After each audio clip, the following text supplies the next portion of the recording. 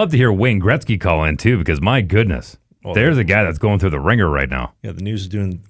I don't get how you have the great one, Wayne Gretzky, the greatest hockey player to ever play the game, who was Canada's son. He's Mr. Everything. He's won everything. He has...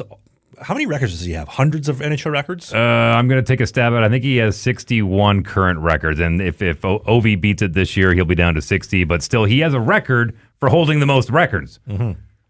And then they've treated him like a son of Canada because he is from Canada, obviously. And the second some picture comes out of him, and I get why he was so careful about it, a picture comes out of Wayne Gretzky at Trump's inauguration party. And now that Trump has said, oh, well, Wayne should run to be Prime Minister of Canada, or I guess Governor of Canada is what he's calling it now. The whole mainstream news is doing a massive smear campaign on Wayne Gretzky. Like, what is going on in this world? Yeah, I've seen social media pictures of going through... Calling him a traitor? Yeah. Are you kidding me? I don't understand. Let's break this down a little bit more. Let's do a little 2020 vision on this one. Okay. The guy has lived in the United States longer than he ever lived in Canada. Mm-hmm. That's a fact. Yep. His wife's American. His kids are American. His daughter married an American. Mm-hmm. He votes American. Pays taxes in America. Is he a dual citizen? Absolutely he is. Mm-hmm. Is he Canadian? Yeah. Never take that away from him. When asked to lead the Canadian charge, will he be there? 100%. Without a doubt. He will show up, as he did at the Four Nations Cup, at the Four Nations Face-Off. Mm-hmm. Absolutely. He will be there. Well, they're flaming him for that, too. They said, you're a traitor. You can't be the honorary captain of Canada when you've been doing what you've been doing. He's been sitting on the board of governors with the Edmonton Oilers for how long? Well, what has he done to be a traitor, though? That? I don't think he's a traitor for doing that. Calling water wet? He hasn't done anything to be labeled a traitor. He has been, first and foremost, he's a Canadian. Mm-hmm. Second of all, he's an ambassador of the game.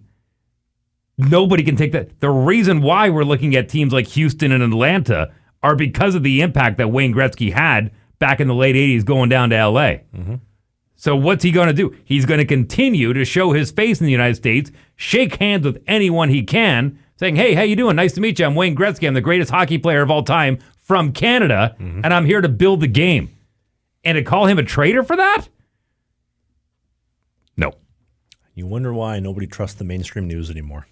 Ridiculous. They're not even trying to hide it. Can we get into that for a sec? They're not. That's clickbait. They're not even hiding it anymore. It's clickbait. At least maybe 4 years ago, they did an okay job of hiding it and masking it. They're just totally putting it out there. And if you don't see it, use your eyes for the first time in your life. Look, you will never, ever in your lifetime open up a publication of traditional media where it says, everything's great. Everything's wonderful. There's nothing to worry about. Have a great day. You will never see that. What you're going to see is divisiveness, murder, crime, politics, bad, because that's going to, you see everything's great? Cool. You keep walking. You see something, is it something I need to worry about? I should read about this. I'm going to worry about it. You're always going to see that when it comes to legacy media. Of course, They're always going to try and play on your emotions. Look at the Matt Murray interview we did last summer and the spin jobs that the mainstream news and the mainstream media, the sports media did with that article to try to spin some hit piece on him. When if you actually watch the interview, we just talked about hockey equipment. We talked about our love for Canada, his love for Thunder Bay, and rehabbing from hip surgery. How they do these spin jobs and can honestly look themselves in the mirror, I don't know. To be honest with you, I don't understand it. There's actually a job called, do you remember the Little Miss Can't Be Wrong? Spin Doctors. Oh, never heard that? I remember the Spin Doctors. Spin Doctors. Yep. They actually took that name from a job that was created in a lot of different industries. How do we spin this? Oh, we got bad news. How do we spin this? Ooh, there's good news there. How do we spin that? How do we spin it? How do we play on people's emotions? How do we get them that they're going to engage with us, that we can make sure we get eyeballs and ears on this and make money on it? It's always come down to the almighty dollar. Good news doesn't sell, man. Does this stuff bother you? Does it bother me? Yeah. As somebody who has spent my career in legacy media, there are times where I'm rather embarrassed of my colleagues.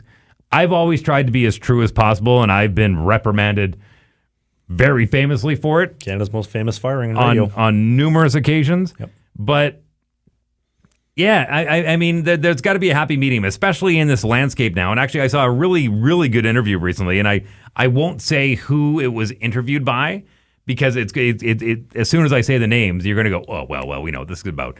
But they brought up the point where politics even has to change right now, because these long-form podcasts are allowing people to have deep conversation. So if you bring somebody and they say, I want to do an interview with you.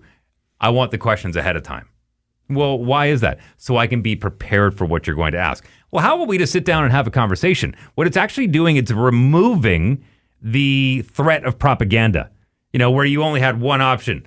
Here's what we tell you. This is the truth no matter what. Now you have a whole bunch of different places to go. And I'm talking about sports media as well, not just general media.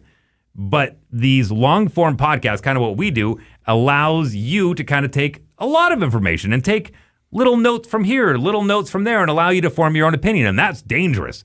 In the eyes of the people who try and puppeteer everything, that's extremely dangerous. So they've got to pivot and they've got to try to figure out how to drop these little potpourri things into this giant hemisphere of what information is. Well, good news is that they are dying slowly, whether they want to admit it or not. They will respawn in a different way. You're never going to get rid of them. If you enjoyed what you just saw, we do new clips every single day, twice a day on the Clips channel. You see clips right here. And beside Dave's crotch, we have a full-length show every single Sunday, right by my hand.